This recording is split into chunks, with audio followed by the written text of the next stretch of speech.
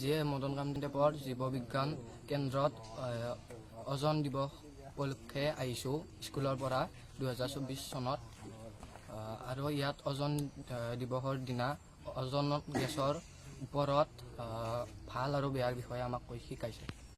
আজি আমি আন্তঃৰাষ্ট্ৰীয় ওজন দিৱস উদযাপন কৰিছোঁ। বায়তাৰ মদন কামদেৱ স্কুলৰ পৰা আমি আহিছোঁ আৰু ছাৰে আমাক ইয়াত ওজন স্তৰৰ বিষয়ে শিকাইছে। ওজন স্তৰে আমাৰ পৃথিৱীক কিদৰে ৰক্ষা কৰিছে বা ওজন স্তৰে যে বৰ্তমান ধ্বংস হ'ব ধৰিছে মানুহৰ কাৰ্যৰ ফলত, এইবোৰৰ কথা ছাৰে আমাক কৈছে।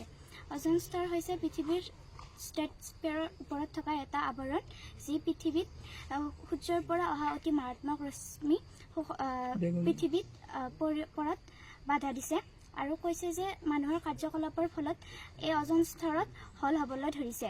আমি মানুহে ব্যৱহাৰ কৰা CFC অৰ্থাৎ ক্লৰ'ফ্লুৰ'কাৰ্বনে ওজন স্তৰৰ হল সৃষ্টি কৰিছে।